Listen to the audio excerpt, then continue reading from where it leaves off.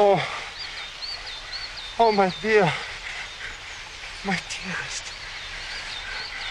I warned you, I said, do not go too near the edge. Why did you push me, Baron? Dear one, you're dreaming. Oh, dying.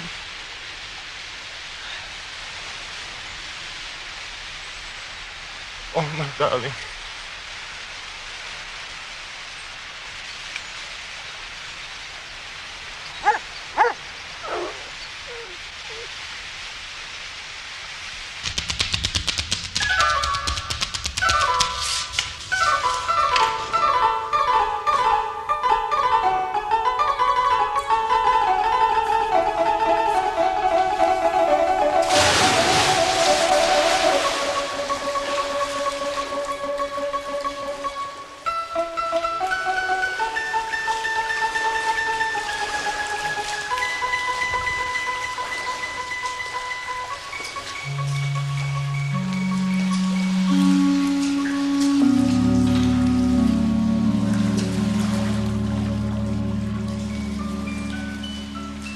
Stirring, Holmes?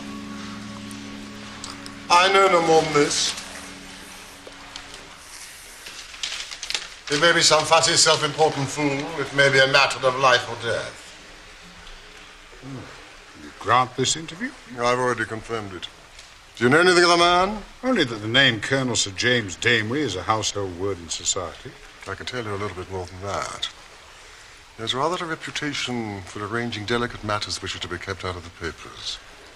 He's a man of the world with a natural turn for diplomacy. I'm bound, therefore, to hope that it is not a false scent, that he has some real need of our assistance. Our? If you will be so good, Watson. I should be honored. Then until 4:30 o'clock, we can put the matter out of our heads.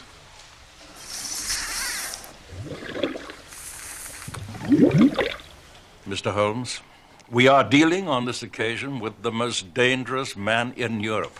I have had several opponents to whom that flattering term has been applied. A man to whom violence is familiar and who will literally stick at nothing. No. Don't you smoke? Excuse my pipe. But if your man is more dangerous than the late Professor Moriarty, he's indeed worth meeting. May I ask his name? Have you ever heard of Baron Gruner? The Austrian murderer. So you've already sized him up as a murderer. Well, it is our business to follow the details of continental crime. I'm as sure that he killed his wife when that so-called accident happened at the Splugen Pass as if I'd seen him do it. Just as I am certain that he disposed of the only witness, that innocent shepherd boy. Baron Gruner is now in England. Residing near Kingston, I'm informed. That is so. Might I also suppose you will have heard of General Merville? Khyber Pass fame. Indeed. General Merville has a daughter, Violet. Young, rich, accomplished, a wonder woman in every way. It is she, an innocent, we are endeavoring to save from the clutches of this fiend. He has some hold over her? The strongest of all where women are concerned, Mr. Holmes. Ah, love. Exactly. In marrying you, my darling, all my past sins shall be absolved. These aren't sins you've told me of. These are slanders. My angel. You were traduced, as are all great men.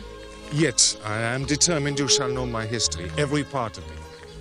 Thus shall I come to the altar purified in soul and spirit, and worthy at last of your love. Just 6 weeks. Oh, Adelbert.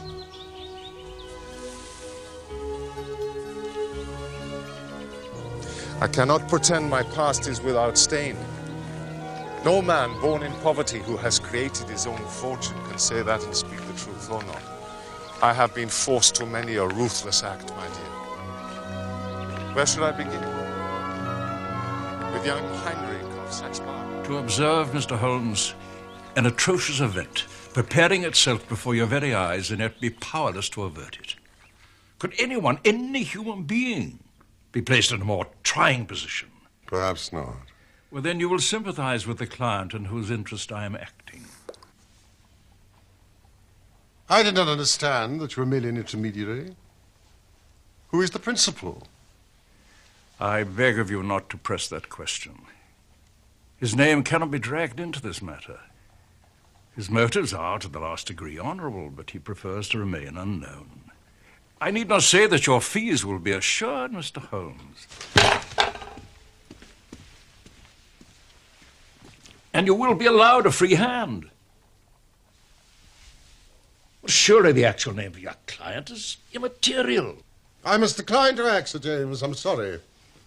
I'm accustomed to having mystery at one end of my cases, but having it at both ends is too confusing. No.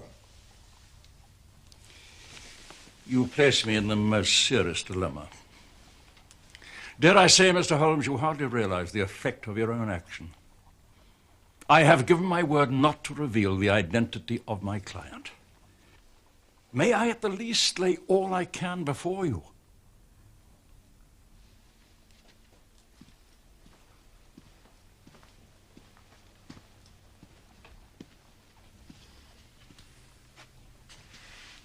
It is understood.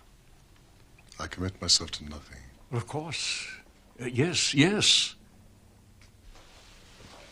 A perfect likeness.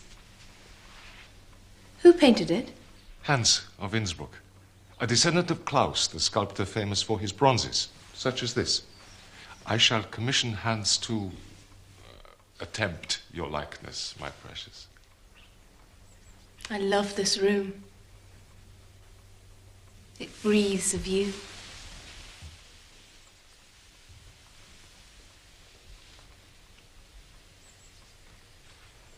What's this? Your diary? No. It is my commonplace book. In it I record things I've seen, read, admired. Occasionally, perhaps, a thought or two of my own.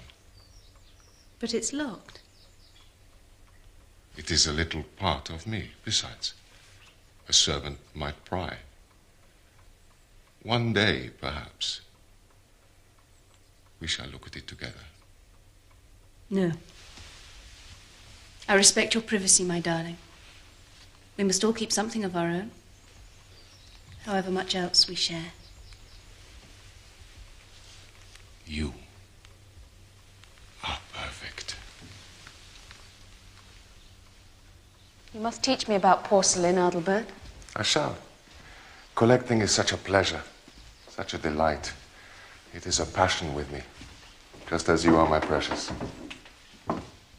The villain has attached himself to the lady with such effect that he has completely and absolutely won her heart. She will not hear one word against him. To sum up, she proposes to marry him next month. As she is of age and has a will of iron, it's hard to know how to prevent her. Does the infatuated young woman know of the Swiss episode? The cunning devil has told her every unsavory scandal of his past life, but always in such a way as to make himself out to be the innocent martyr. She accepts his version and will listen to no other, not even her father's. Dear me, Sir James, have you not inadvertently let out the name of your client? The general? Oh, no, Dr. Watson. That strong soldier's been utterly demoralized by this incident.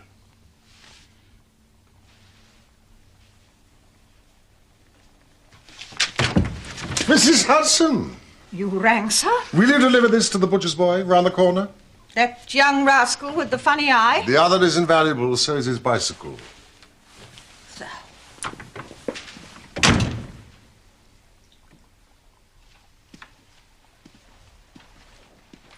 How may I keep in touch with you, Sir James? You accept my commission? Let us just say that your problem interests me. The Carlton Club will find me. And the Baron's exact address in Kingston? Vernon Lodge. A large house. He's a rich man. Well, speculators, when successful, frequently are, Sir James. What further information can you give us about the man? He has expensive tastes. Collects books, pictures, and Chinese pottery. He's a recognized authority. written a book upon the subject. Well, Sir James, you may tell your client that I'm turning my attention towards Baron Gruner. I have no doubt, Mr. Holmes, you can easily trace my client. But I must ask you as a point of honor to refrain from doing so. Do not, I beg you, break in upon his incognito. I think I can safely promise that. Thank you. Dr. Watson.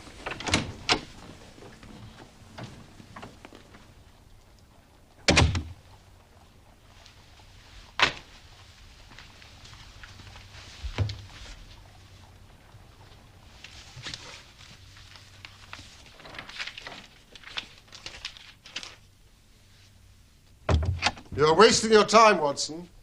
Now, the career of General Merville might well give us a pointer as to our client. He's clearly illustrious. But did you not hear, Sir James? His request was to you, Holmes. But that is shameful, Watson. Shameful. Besides, our minds should be more gainfully employed. Desist.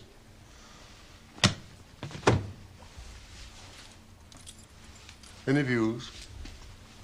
Have you none? Not yet. Beyond the one I've already acted upon. The butcher's boy.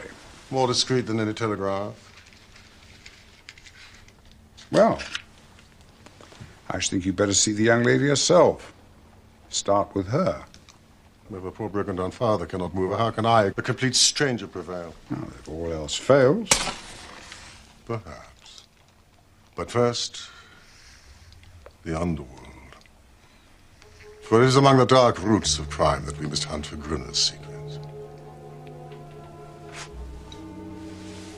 You've sent for Shinwell Johnson.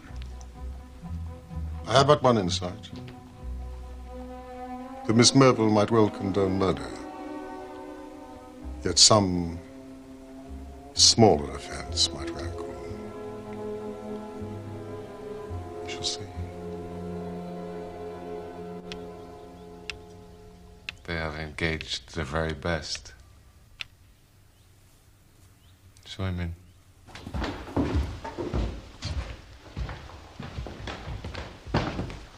Mr. Sherlock Holmes, sir.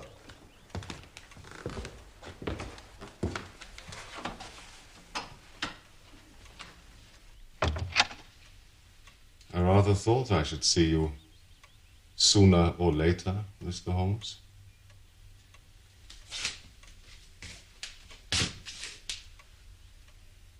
You've been retained, no doubt, by General Merville to prevent my marriage with his daughter Violet. That is so, is it not?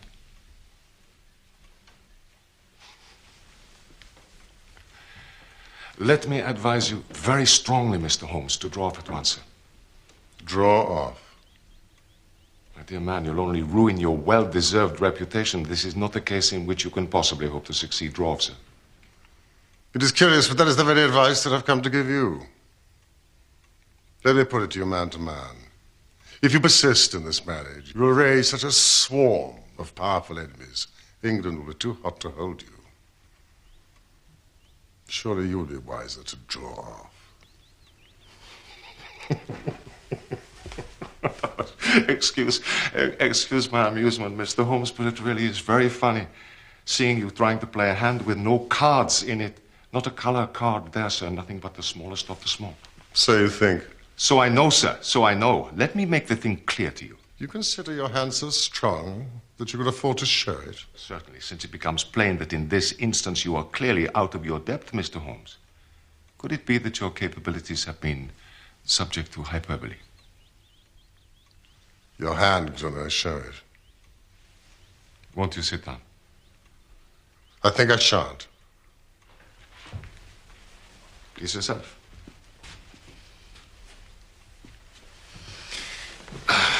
Well, sir, it happens I have been fortunate enough to win the entire affection of Miss Merville. This in spite of the fact that I have informed her clearly of all the unhappy incidents in my past. I have warned her that certain designing persons would come to her. I hope you recognize yourself in this. And would tell her of these things. I have instructed her how to treat them. She is well prepared for you. She will no doubt give you an appointment. And she will listen. It will be to no avail, however. If you wish to speak, now is your moment. No. This is not the moment.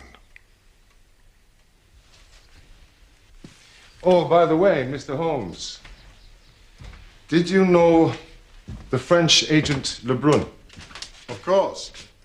So you know what befell him? He was beaten in the Montmartre district of Paris and crippled for life. Quite so. By an odd coincidence, he had been inquiring into my affairs. Don't do it, Mr. Holmes. It's not a lucky thing. My last word to you is, you go your way. Let me go mine. And mine to you, Gruner, is if you aspire to be accepted into English society, you do well to remove the band from your Havana before lighting it.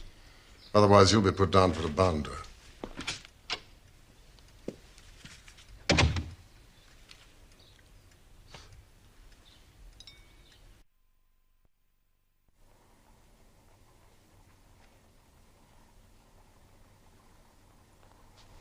Mrs. Hudson, has Holmes returned? Not yet, sir, but there are 2 visitors waiting.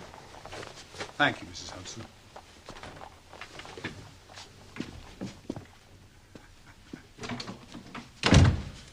Why, Johnson. Evening, Doctor. Mr. Holmes sent word to me. I know, Johnson, I know. And I brought Kitty here because... I was delayed at the museum, and then the press of traffic. An omnibus overturned in Great Russell Street. Too dead a horse had to be put down. Gentlemen, forgive me. I was absorbed by the mysteries of Ming. I quite forgot the hour, madam. This is Miss Winter, Mr. Holmes. Kitty, we call her. And what you don't know about Gruner. Of course, please. Well, Kitty can speak for herself. Anyway, I'll put my hand right on her within an hour of your message, sir. I'm easy to find. Hell, London gets me every time. Same address goes for Porky. Porky? Is that your nom de guerre, Johnson? You've never revealed that. Porky? Oh, well. We're old mates, Porky and me. But there's someone who ought to be down in a lower hell than us. And that's the man you're after, Mr. Holmes. I gather we have your good wishes, Miss Winter. If I can help put him where he belongs, I'm yours to the rattle, sir. Do you know what he intends? How the matter stands? Porky tells me he's after some other poor fool. Only this time he wants to marry her. And you want to stop it. Yes. Surely you know enough about this devil to prevent any decent girl in her senses wanting to have anything to do with him. But she's not in her senses, Miss Winter. She's madly in love. And she has been told all about him. She cares for nothing. Told about the murder of his wife? Yes. My lord, she must have a nerve. She has. Can't you lay proofs before her? Can you help us do so? I am proof. Living proof. If I was to stand before her and tell her how he used me... Would you do this? Would I? Would I not? It might be worth the trying. Our lay didn't tell her all, sir. All? He collected me. He collects women. I was an artist model. A respectable artist model. Of course, you sat with that painting in his study. You've been to Kingston. Then you'll have seen all his crocks. Women and China. They're his twin passions. Gruner commissioned that painting. And afterwards...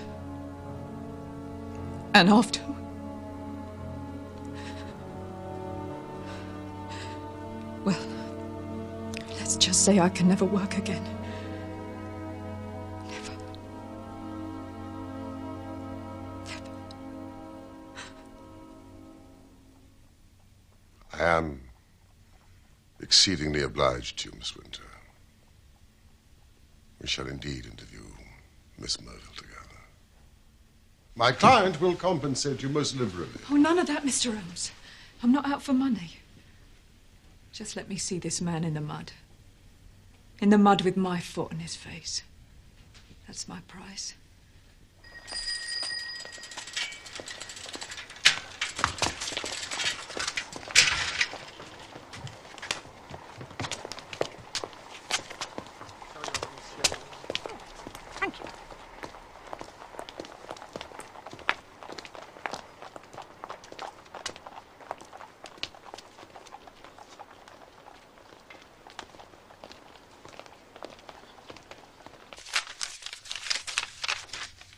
From Kingston. Thank you, Mrs. Hudson. No reply. Shall we dine?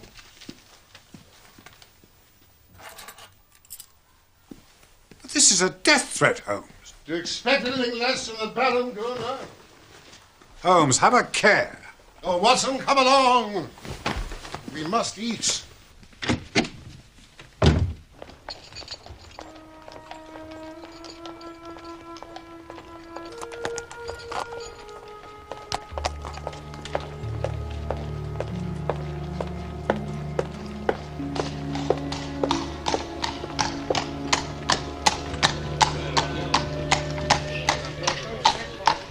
Come on, Gil.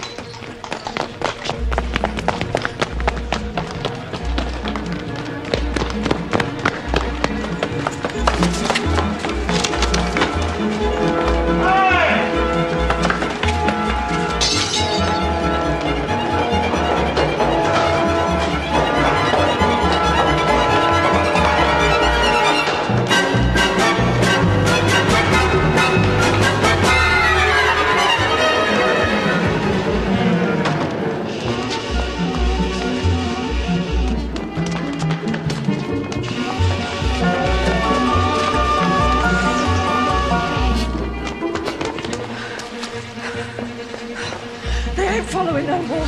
Don't you believe it?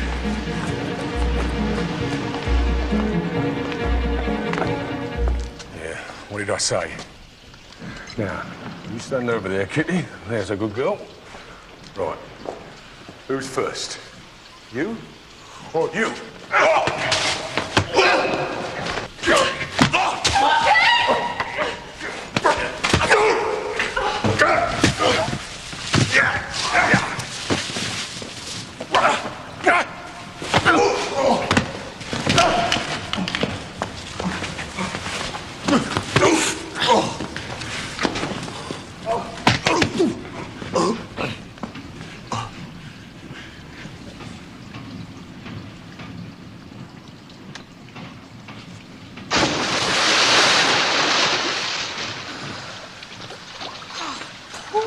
Amateurs. Ain't done no time. Don't know nothing. Come on, girl.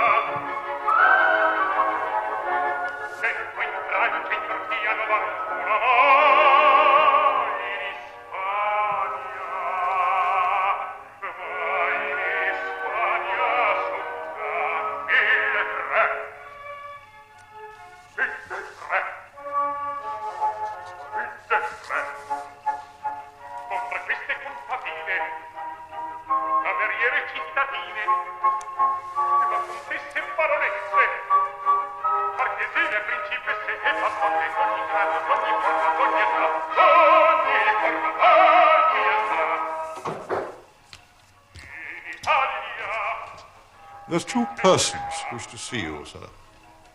Persons? I could, in honesty, term them gentlemen, sir. Akan.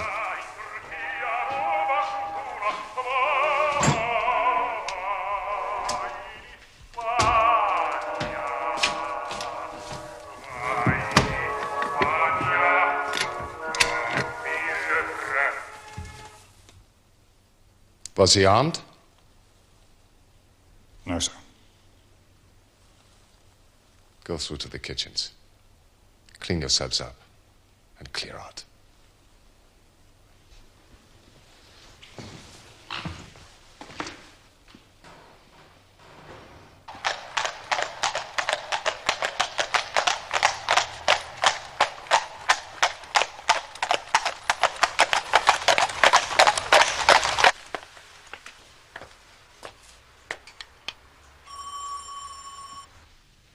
I have agreed to this visit out of respect for my father, Mr. Holmes, rather than for you. My fiancé assures me you are no longer what you were. A spent force. And you, Miss Winter, surely you must also be superfluous. Our intentions are the best. We are here to aid you. Really? When you call to malign my fiancé? I am not renowned, Miss Merville, for the warmth of my affections, but I can appreciate them in others. Had I a daughter, I should, I hope, feel for you as the General does. Nor is his concern without foundation. There. The slander begins. No, I do not readily call upon anyone to beg or to plead. But in Baron Gruner, please, I never speak idly, you have chosen not merely unwisely, but dangerously. Marry him, Miss Merville, and I assure you, with all the knowledge I have of the criminal mentality, you will be in mortal danger. Just as the former Baroness was. She too is infatuated and paid the fatal price. Her life for a fortune. That's a lie.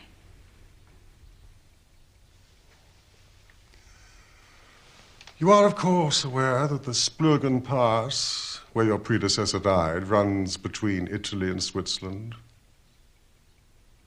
What does the geography matter? A great deal. When you plan to hurl a helpless woman off a cliff in one country to break her neck in another.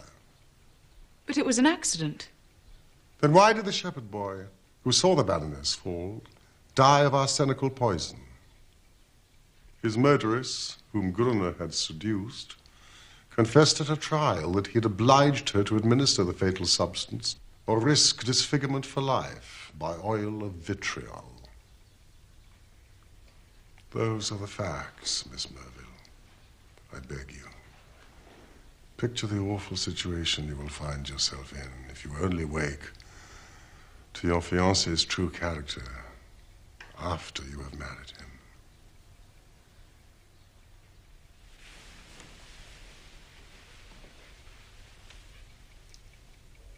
I have listened to you with patience, Mr. Holmes. I am aware my fiancé has had a stormy life, in which he has incurred most unjust aspersions. Possibly you mean well, though I learn you are a paid agent. But in any case, I love Baron Gruner, and he loves me. You have told me this young lady's name and that there is a reason for her presence. I'll say there is. And what exactly are you, Miss Winter? Me? I'll tell you. I'll tell you what I am. I was his mistress, that's who. One of 100. More. He's tempted, used, ruined and thrown aside as he will you too. Please. You marry this man, he'll be the death of you. Maybe a broken heart or a broken neck, but he'll have you. Oh, really? You may think yourself different. Thank you, Kitty. You made yourself admirably clear. I am aware of 3 occasions in my fiancé's life when he has become entangled with designing women. And I am assured by him of his hearty repentance. Him? Repent? And only 3? Oh, you fool. You stupid fool. Mr. Holmes, I have obeyed my father's wish in seeing you, but I am not compelled to listen to the slanderous ravings. Ravings? Ravings? My God. I'll show you.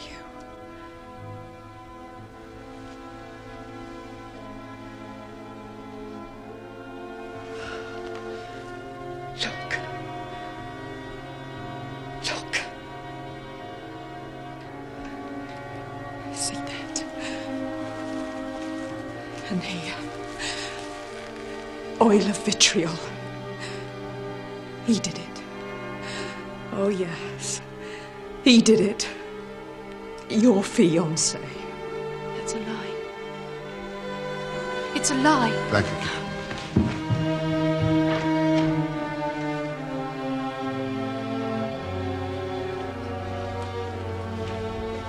You can tell the Baron that I shall not rest until I bring him to justice.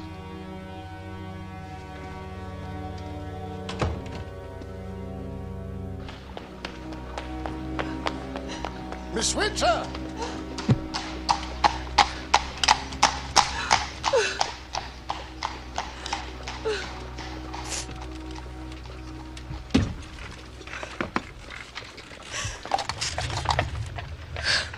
Why, Kitty? Why?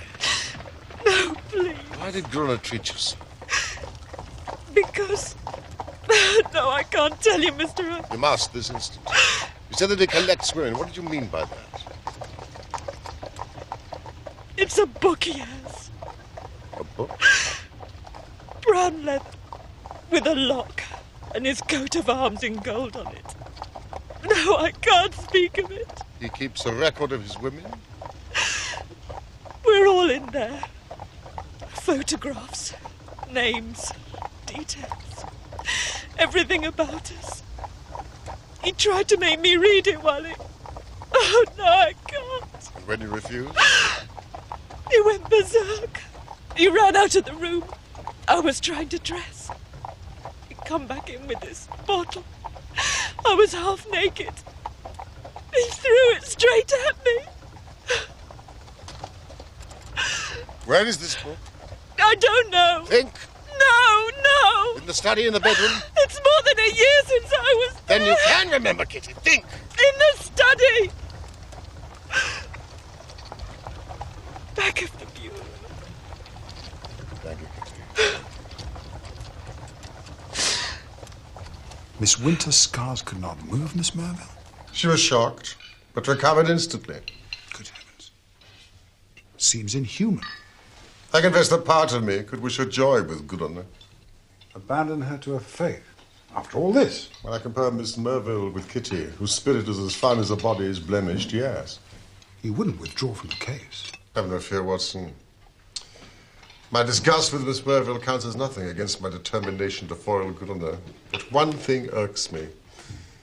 That I did not pay more regard to Kitty's deportment when we first met. The manner in which she dressed her hair. Oh. It's late. We must be gone. I've got a mountain of work to do at the surgery, Holmes, so I'll see you in the morning. Until tomorrow, then.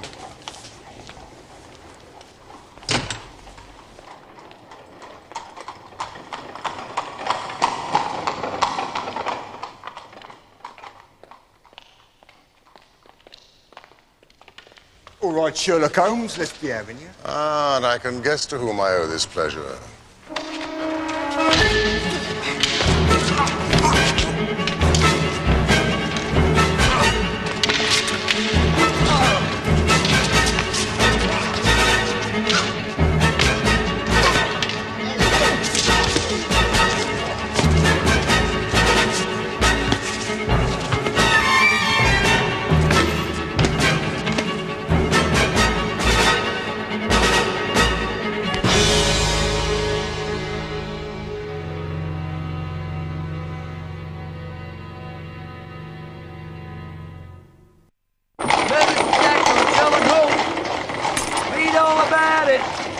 Murderous attack on Sherlock Holmes.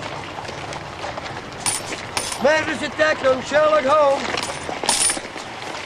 Read all about it. Murderous attack on Sherlock Holmes. Read all about it. Read all about it. Murderous attack on Sherlock Holmes.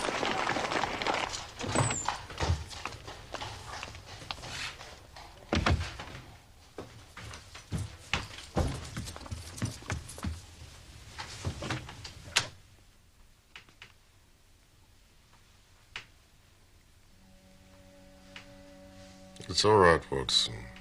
Don't look so scared. Mustn't talk. No, nonsense. Need to. What can I do, Holmes? Because it was that damned Austrian. Give me the word and I'll go and thrash the hide off him. Good old Watson. No. Was it the same pair that attacked Johnson and Miss Winter? One may have been. The other, I doubt it. But your thought alerts me. You must send a note to Johnson. Tell him to find some quiet suburb for Kitty. She should stay there until the danger is past. And then we must exaggerate my injuries. There's no need for that. Even so, we must lay it on thick for the press. May not live the week out. Concussion, delirium, coma, what you like. We must issue the gravest bulletins. Anything more? Yes. Put my pipe on the table and the tobacco slipper. You must rest, not smoke. Very well. Doctor.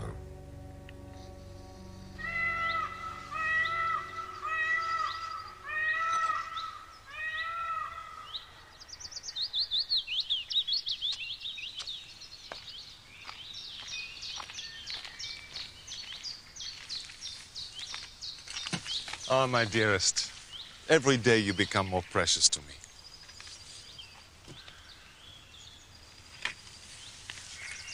What is it?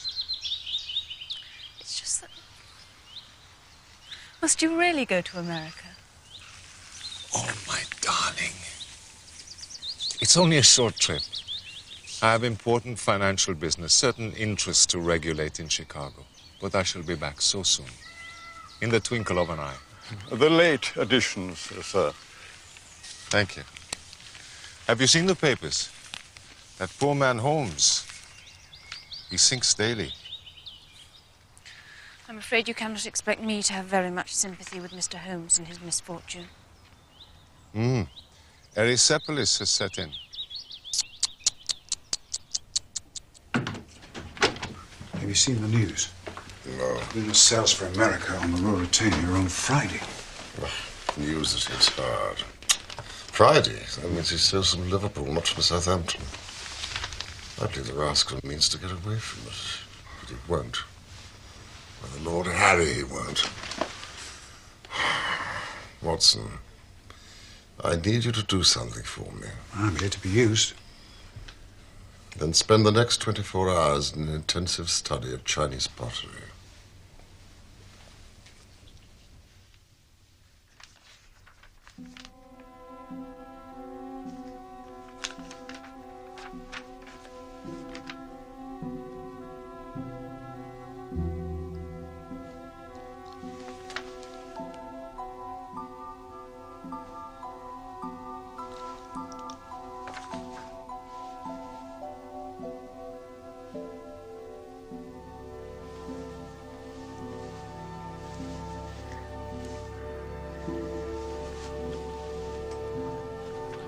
Whoa, 1368-39. Oh, 1368-39.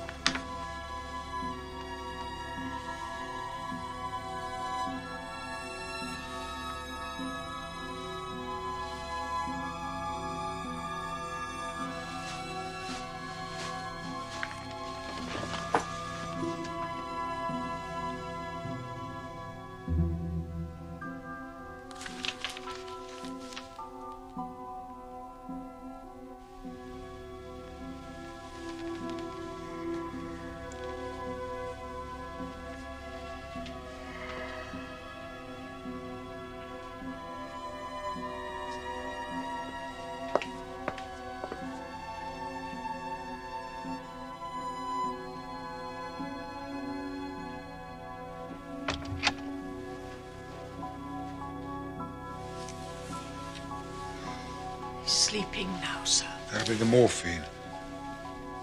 You won't let the lamp smoke, will you? No. You're locked up below. Oh, they did that a while back, as murderous folk about. True. Don't drive yourself too hard, sir. You'll be good for nothing in the morning. No, I shan't be long.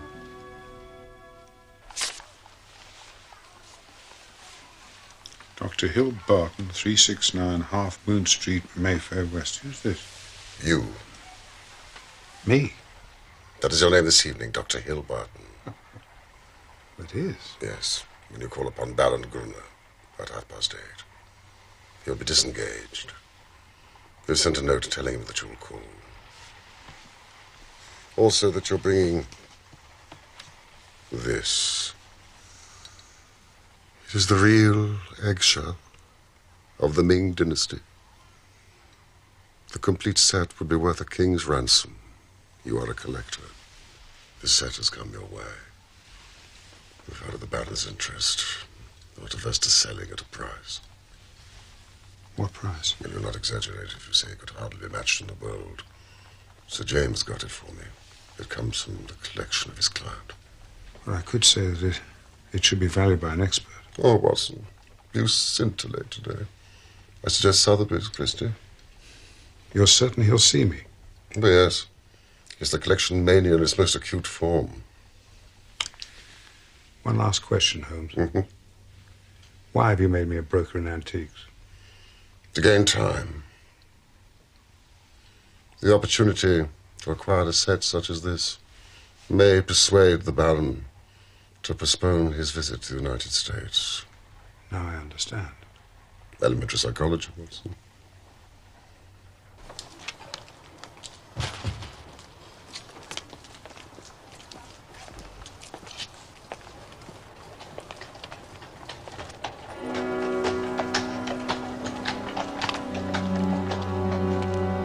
Kingston, please, driver.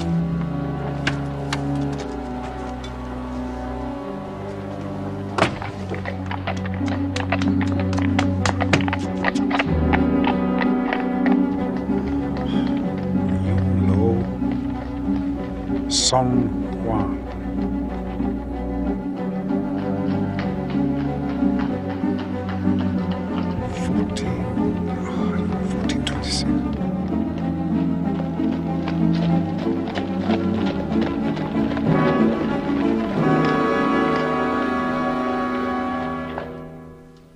Very fine.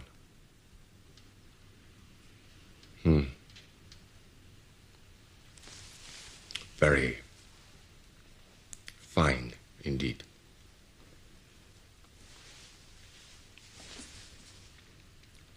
And you say you have a set to correspond?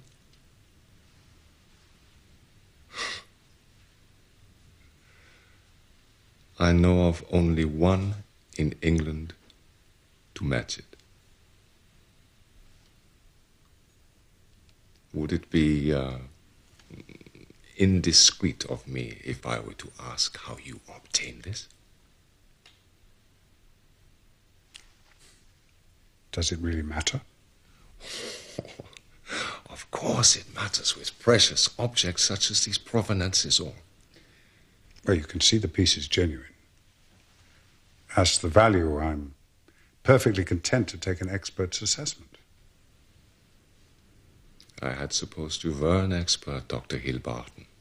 I meant an independent assessment. Of course. I have some recently acquired pieces of celadon you might care to view. By all means. Please.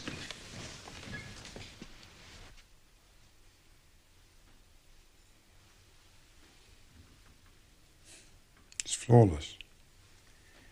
Typical 12th century song, I'd say. Wouldn't you? You're right.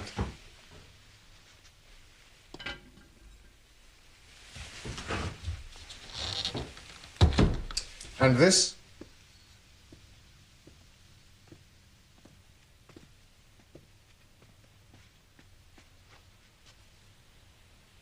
That's an excellent example. Jin dynasty, I should say, circa 265 AD. Precisely.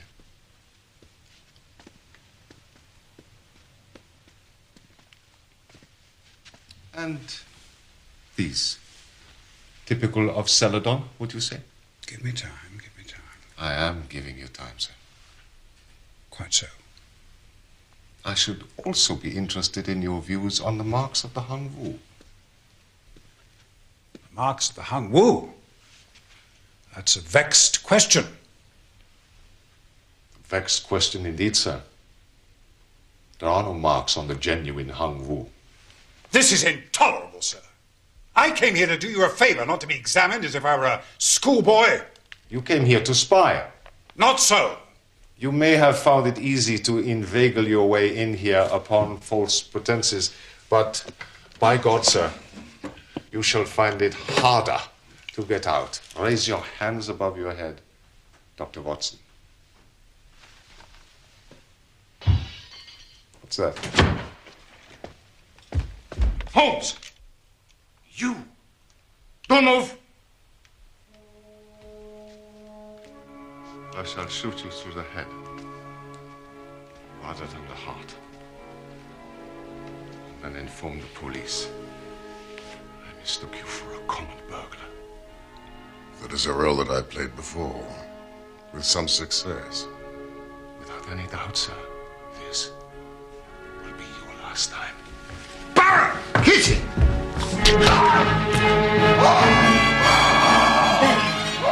Be done by as we did. Help me! Help! Get more! I'll telephone the Baron's physician.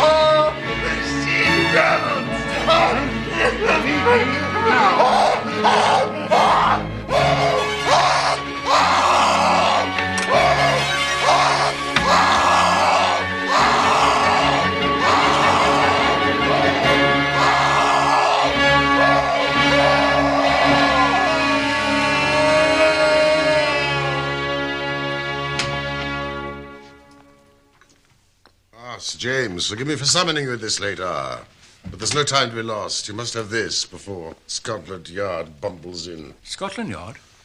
Baron Gruner is bound to have laid a complaint against us. Watson as an impostor, myself as a burglar. We were both. I diverted Gruner's attention while Holmes procured that.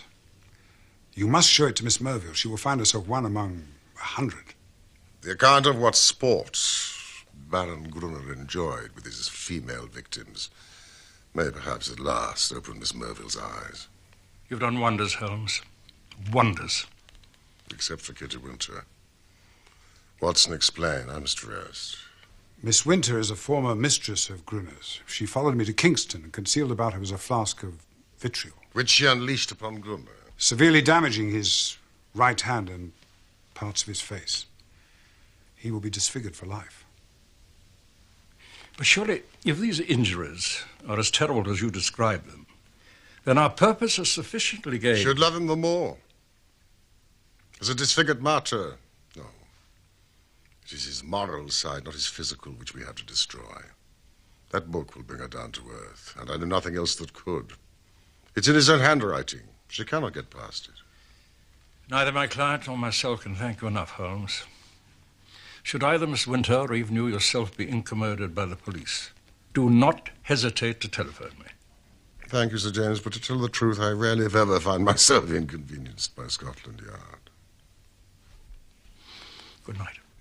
Good night.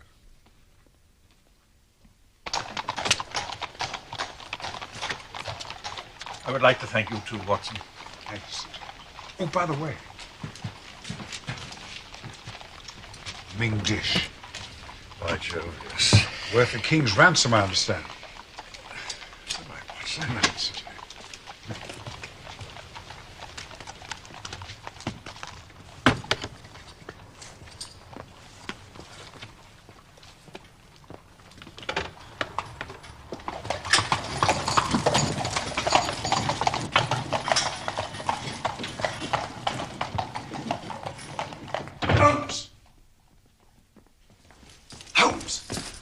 discovered the identity of our client. It's none other than... A loyal friend and a chivalrous gentleman. Let that now and forever be enough.